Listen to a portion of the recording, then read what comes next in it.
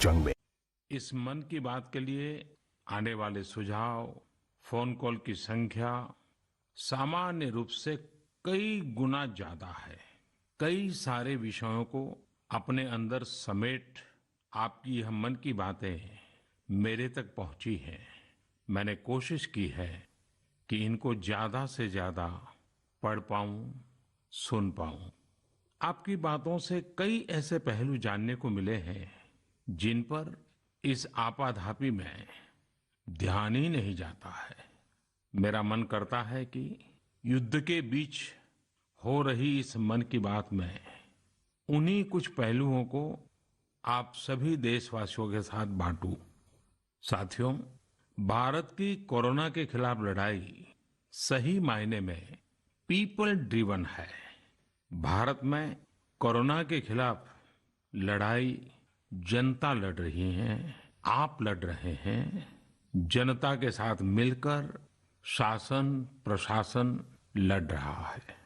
भारत जैसा विशाल देश जो विकास के लिए प्रयत्नशील है, गरीबी से निर्णायक लड़ाई लड़ रहा है। उसके पास कोरोना से लड़ने और जीतने का यही एक तरीका है। और हम भाग्यशाली हैं कि आज पूरा देश का हर नागरिक, जन जन इस लड़ाई का सिपाही है, लड़ाई का नेतृत्व कर रहा है।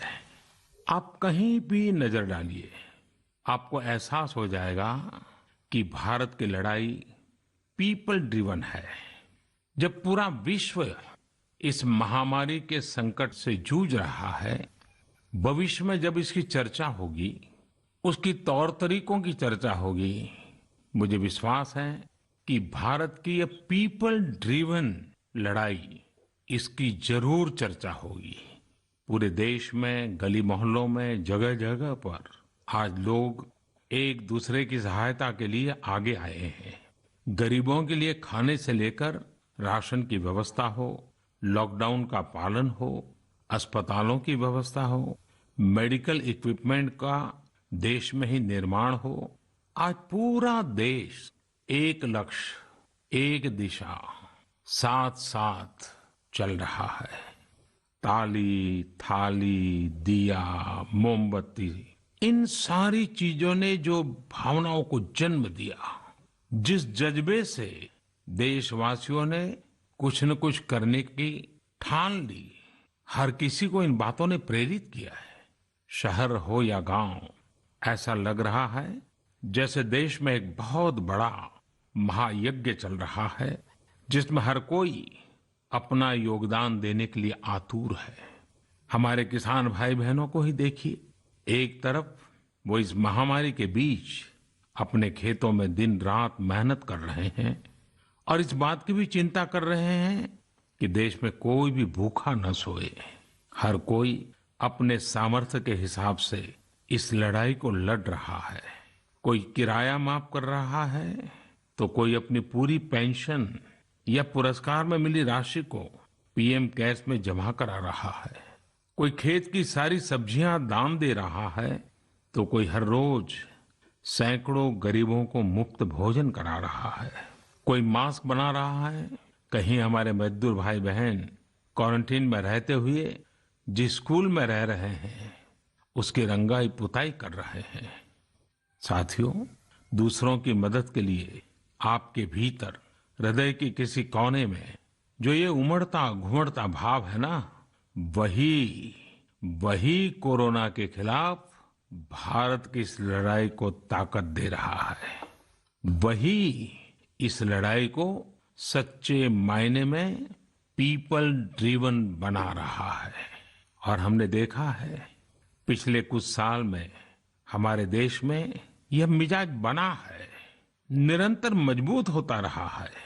चाहे करोड़ों लोगों का गैस सब्सिडी छोड़ना हो, लाखों सीनियर सिटीजन का रेलवे सब्सिडी छोड़ना हो, स्वच्छ भारत अभियान का नेतृत्व लेना हो, टॉयलेट बनाने हो, अनगिनत बातें ऐसी है। इन सारी बातों से पता चलता है हम सबको एक मन, एक मजबूत धागे से पिरो दिया है, एक होकर देश के लिए कुछ करने की प्रेरणा दी है। मेरे प्यारे देशवासियों, मैं पूरी नम्रता पूर्वक, बहुत ही आदर के साथ आज 130 करोड़ देशवासियों की इस भावना को सर झुका करके नमन करता हूं। आप अपनी भावना के अनुरूप देश के लिए अपनी रुचि के हिसाब से अपने समय के अनुसार कुछ कर सके, इसके लिए सरकार ने एक डिजिटल प्लेटफॉर्म भी तैयार किया है। ये प्लेटफॉर्म है covidwarriors.gov.in। मैं दोबारा बोलता हूं, covidwarriors.gov.in। सरकार ने इस प्लेटफॉर्म के माध्यम से तमाम सामाजिक संस्थाओं के वॉलंटियर्स, सिविल सोसाइटी के प्रतिनिधि और स्थानीय प्रशासन को एक दूसरे से जोड़ दिया है। बहुत ही कम समय में इस पोर्टल से 1.25 करोड़ लोग जुड़ चुके हैं।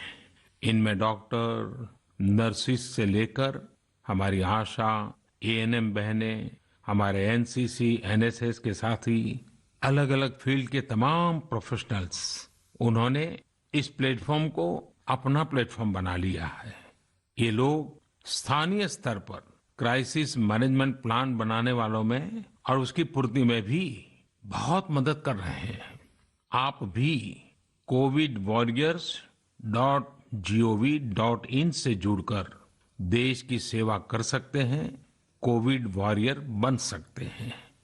साथियों, हर मुश्किल हालात, हर लड़ाई कुछ न कुछ सबक देती है, कुछ सिखा करके जाती है, सीख देती है, कुछ संभावनाओं के मार्ग बनाती है और कुछ नई मंजिलों की दिशा भी देती है। इस परिस्थिति में आप सब देशवासियों ने जो संकल्प शक्ति दिखाई है, उससे भारत में एक नए बदलाव की शुरुआत भी हुई है। हमारे बिजनेस, हमारे दफ्तर, हमारे शिक्षण संस्थान, हमारा मेडिकल सेक्टर, हर कोई तेजी से नए तकनीकी बदलावों की तरफ भी बढ़ रहे हैं। टेक्नोलॉजी के फ्रंट पर तो वाकई ऐसा लग रहा है कि देश का हर इनोवेटर नई परिस्थितियों के मुताबिक कुछ न कुछ नया निर्माण कर रहा है। साथियों, देश जब एक टीम बनकर के काम करता है, तब क्या कुछ होता है, ये हम अनुभव कर रहे हैं। आज केंद्र सरकार हो, राज्य सरकार हो, इनका हर एक विभाग और संस्थान राहत के लिए मिलजुल करके पूरी स्पीड से काम कर रहे हैं। हमारे एविएशन सेक्टर में काम कर रहे लोग हों, रेलवे कर्मचारी हो, ये दिन रात मेहनत कर रहे हैं ताकि देशवासियों को कम से कम समस्या हो। आप में से शायद बहुत लोगों को मालूम होगा कि देश के हर हिस्से में दवाइयों को पहुंचाने के लिए लाइफलाइन उड़ान नाम से एक विशेष अभियान चल रहा है। हमारे इन साथियों ने इतने कम समय में देश के भीतर ही 3 लाख किलोमीटर की हवाई उड़ान भरी है और 500 टन से अधिक मेडिकल सामग्री देश के कोने कोने में आप तक पहुंचाया है। इसी तरह रेलवे के साथी लॉकडाउन में भी लगातार मेहनत कर रहे हैं ताकि देश के आम लोगों को जरूरी वस्तुओं की कमी ना हो।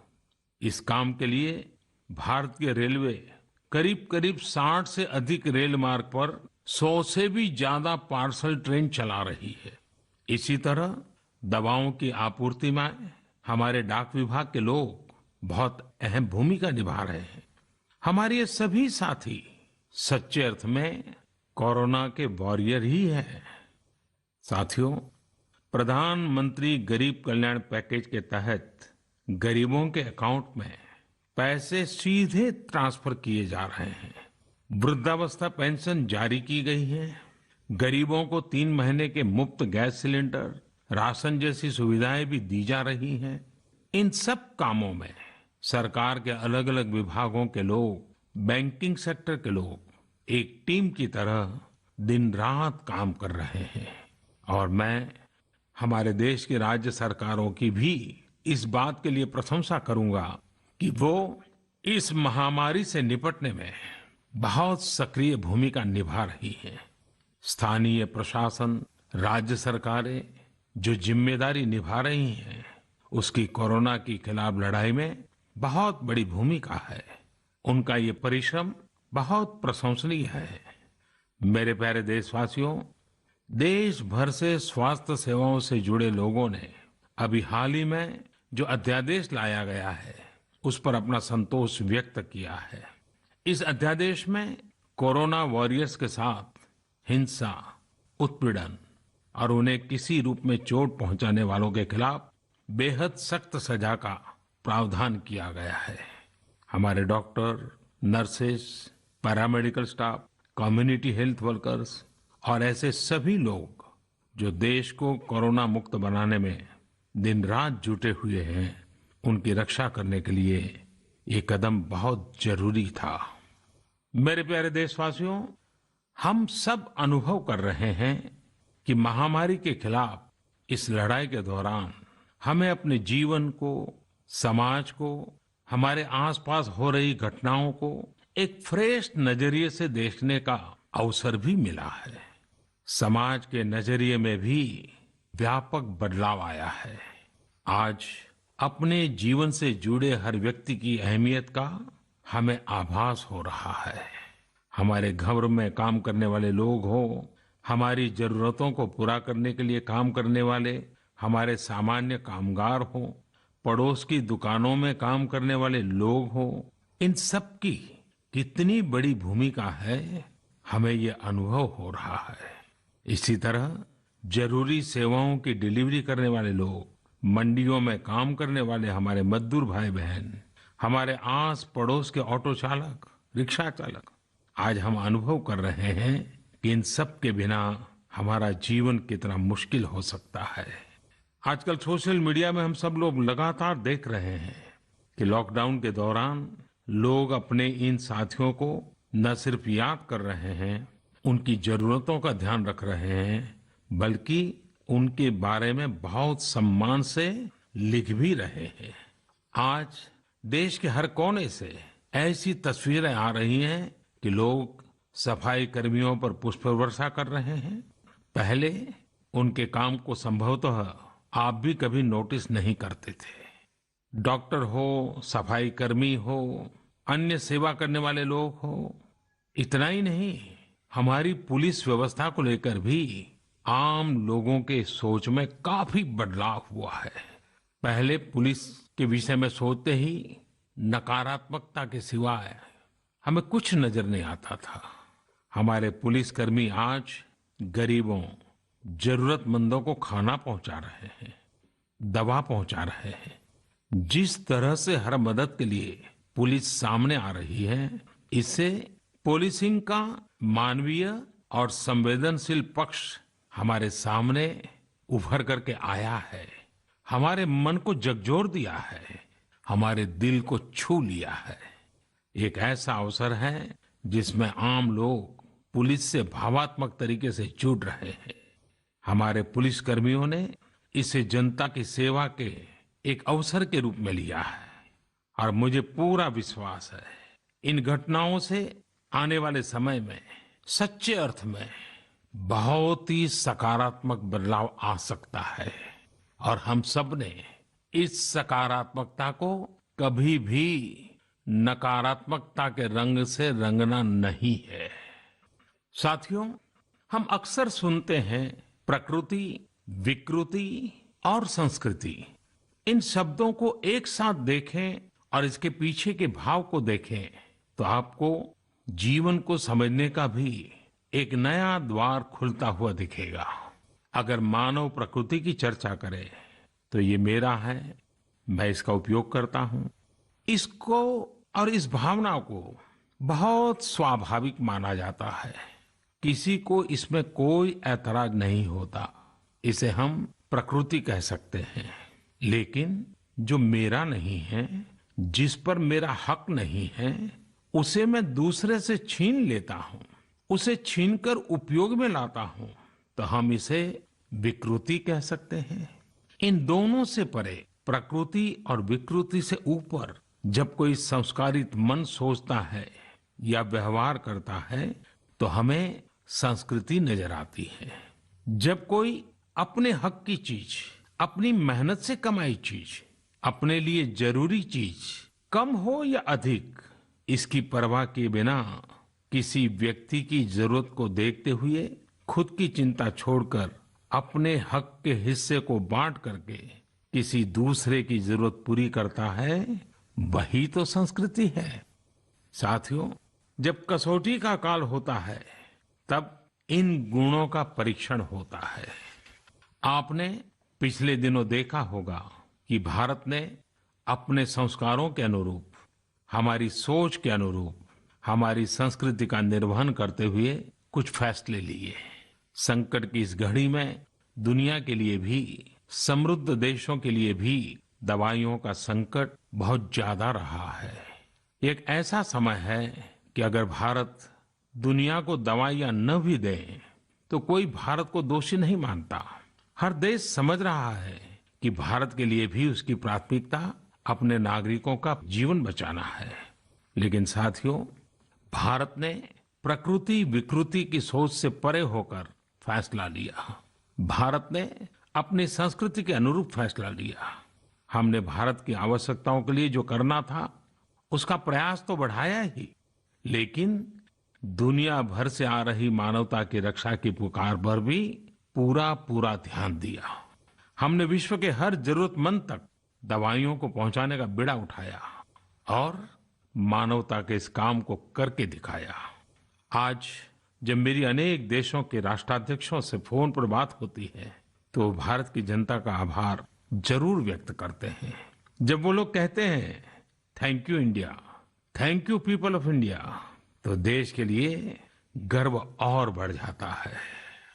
इसी तरह इस समय दुनिया भर में भारत के आयुर्वेद और योग के महत्व को भी लोग बड़े विशिष्ट भाव से देख रहे हैं। सोशल मीडिया पर देखिए, हर तरफ इम्यूनिटी बढ़ाने के लिए किस तरह से भारत के आयुर्वेद और योग की चर्चा हो रही है। कोरोना की दृष्टि से आयुष मंत्रालय ने इम्यूनिटी बढ़ाने के लिए जो प्रोटोकॉल दिया था, मुझे विश्वास है कि आप लोग इसका प्रयोग जरूर कर रहे होंगे।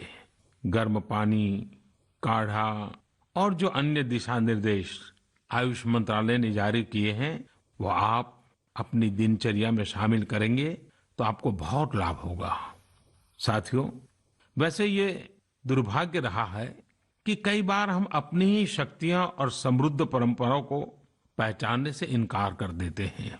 लेकिन जब विश्व का कोई दूसरा देश एविडेंस बेस्ड रिसर्च के आधार पर वही बात करता है, हमारी फॉर्मूला हमें सिखाता है, तो हम उसे हाथों हाथ ले लेते हैं। संभवतः इसके पीछे एक बहुत बड़ा कारण सैकड़ों वर्षों की हमारी गुलामी का कालखंड रहा है। इस वजह से कभी कभी हमें अपनी ही शक्ति पर विश्वास नहीं होता है, हमारा आत्मविश्वास कम नजर आता है। इसलिए हम अपने देश की अच्छी बातों को, हमारे पारंपरिक सिद्धांतों को एविडेंस बेस्ड रिसर्च के आधार पर आगे बढ़ाने के बजाय उसे छोड़ देते हैं, उसे हीन समझने लगते हैं। भारत की युवा पीढ़ी को अब इस चुनौती को स्वीकार करना होगा। जैसे विश्व ने योग को सहज स्वीकार किया है, वैसे ही हजारों वर्षों पुराने हमारे आयुर्वेद के सिद्धांतों को भी विश्व अवश्य स्वीकार करेगा। हाँ, इसके लिए युवा पीढ़ी को संकल्प लेना होगा और दुनिया जिस भाषा में समझती है उस वैज्ञानिक भाषा में हमें समझाना होगा, कुछ करके दिखाना होगा। साथियों, वैसे कोविड-19 के कारण कई सकारात्मक बदलाव हमारे काम करने के तरीके, हमारी जीवन शैली और हमारी आदतों में भी स्वाभाविक रूप से अपनी जगह बना रहे हैं। आपने सबने भी महसूस किया होगा इस संकट ने कैसे अलग अलग विषयों पर हमारी समझ और हमारी चेतना को जागरूक किया है।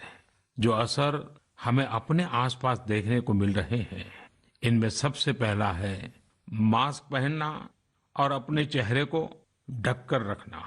कोरोना की वजह से बदलते हुए हालात में मास्क भी हमारे जीवन का हिस्सा बन रहा है। वैसे हमें इसकी भी आदत कभी नहीं रही कि हमारे आसपास के बहुत सारे लोग मास्क में दिखे, लेकिन अब हो यही रहा है। इसका ये मतलब नहीं है कि जो मास्क लगाते हैं वे सभी बीमार हैं। और जब मैं मास्क की बात करता हूं तो मुझे एक पुरानी बात याद आती है। आप सबको भी याद होगा, एक जमाना था कि हमारे देश के कई ऐसे इलाके ऐसे होते थे कि वहां अगर कोई नागरिक फल खरीदता हुआ दिखता था तो आस पड़ोस के लोग उसको जरूर पूछते थे, क्या घर में कोई बीमार है? यानी फल मतलब बीमारी में ही खाया जाता है, ऐसी एक धारणा बनी हुई थी। हालांकि समय बदला और ये धारणा भी बदली। वैसे ही मास्क को लेकर भी धारणा अब बदलने वाली ही है। आप देखिएगा, मास्क अब सभ्य समाज का प्रतीक बन जाएगा। अगर बीमारी से खुद को बचना है और दूसरों को भी बचाना है तो आपको मास्क लगाना पड़ेगा। और मेरा तो सिंपल सुझाव रहता है, गमछा मुंह ढकना है। साथियों, हमारे समाज में एक और बड़ी जागरूकता ये आई है कि अब सभी लोग ये समझ रहे हैं कि सार्वजनिक स्थानों पर थूकने के क्या नुकसान हो सकते हैं। यहाँ वहाँ कहीं पर भी थूक देना गलत आदतों का हिस्सा बना हुआ था। ये स्वच्छता और स्वास्थ्य को गंभीर चुनौती भी देता था। वैसे एक तरह से देखें तो हम हमेशा से ही इस समस्या को जानते रहे, लेकिन ये समस्या समाज से समाप्त होने का नाम ही नहीं ले रही थी। अब वो समय आ गया है कि इस बुरी आदत को हमेशा हमेशा के लिए खत्म कर दिया जाए। कहते भी हैं कि बेटर लेट देन नेवर। तो देर भले हो गई हो, लेकिन अब ये थूकने की आदत छोड़ देनी चाहिए। ये बातें जहां बेसिक हाइजीन का स्तर बढ़ाएंगी, वहीं कोरोना संक्रमण को फैलने से रोकने में भी मदद करेगी। मेरे प्यारे देशवासियों, ये सुखद संयोग ही है कि आज जब आपसे मैं मन की बात कर रहा हूं तो अक्षय तृतीया का पवित्र पर्व भी है।